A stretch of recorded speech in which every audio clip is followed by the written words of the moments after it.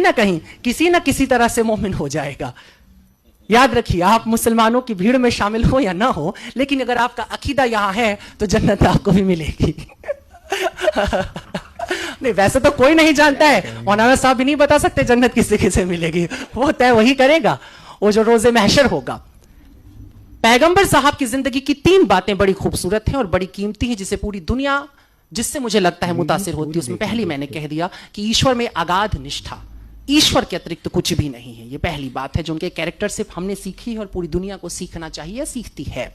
मैं कई बार कहता हूं कि भारत में जिस देवता की हम पूजा करते हैं, दरअसल वो इस्लामिक गॉड है। उस ईश्वर को भी कहीं ना कहीं से हमने इस्लाम से सीखा है। वो गॉड वैदिक नहीं है, अभी कुछ अलग है। हम मूर्तियां बना के रखते हैं, बात अलग है, बताना जरूर। लेकिन वो मूर्तियां कुछ ऐसे से हजी कहता है, यहां तो हर घर में एक काबा होता है।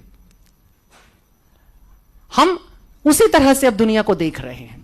हमारे पास एक ईश्वर है जो सजा भी देगा और हमें जजा भी देगा, हमको उससे फैज भी मिलना है, सब होना है। तो एक चीज है ईश्वर के प्रति 100% आस्था, और दूसरी बात जो उनसे सीखने जैसी है, मुझे लगता है कि अरब की उस जिस जगह की अभी आप चर्चा करें, बहुत अच्छी बात थी कि आपने सबसे पहले औरतों की दुर्दशा पे बात की थी। मैंने इस बात को कई बार कहा है कि यूं तो मेरा शादी ब्याह से सख्त विरोध है, मुझे लगता है ये दुनिया की सबसे ही बकवास परंपरा है, इसे खत्म हो जाना चाहिए।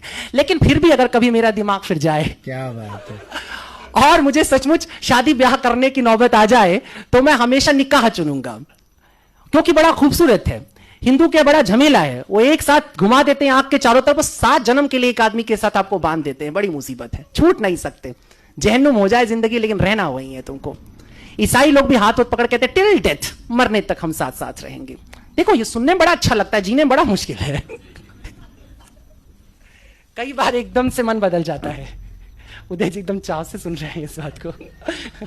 लेकिन ऐसा है, पर इस्लाम बड़ा क्लियर है, और उसके क्लियर होने की वजह थी, बहुत जरूरी था, क्योंकि औरतों की स्थिति बहुत खराब थी। तो सबसे पहले औरतों के हक में जो बात होती है वो हमको 1450 साल की रवायत के, आज के समय से मत सोचो, उस जमाने के मॉडर्निज्म पे जाओ, उस जमाने के मॉडर्न थॉट के ऊपर जाओ कि किस तरीके से पैगंबर साहब ने औरतों को उनका हक दिया और कहा कि नहीं, शादी होगी तो औरत तय करेगी।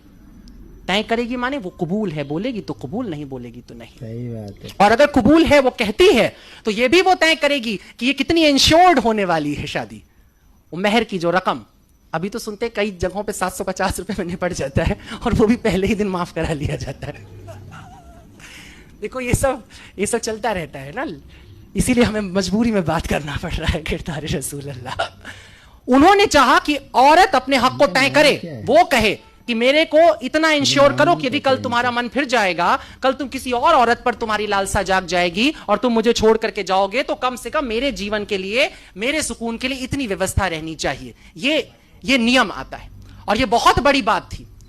आज जिसकी हम बात करते हैं, शादी ब्याह में कोर्ट जैसे बातें करता है कि नहीं भाई औरत को उसका हिस्सेदारी दे दो, ये कर दो, वो कर, ये 1450 साल पहले सोचा जा रहा है। उस जगह जहां पे बेटी को पैदा होते ही जमीन में दफन कर दिया जा रहा है, जहां दामाद बनाना वो एक तरह से गाली की तरह हो जाता था। ये हालत जहां पर थी, जहां तमाम खूबसूरत लड़कियां लौंडियों की तरह रख ली जाती थी, उठा ली जाती थी एक जगह, और वहां पर यह नियम आता है।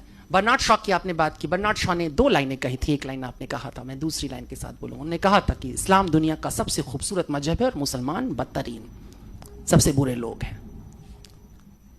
ये सुनने में कितना भी खराब लगे, लेकिन ये मजबूरी होती है।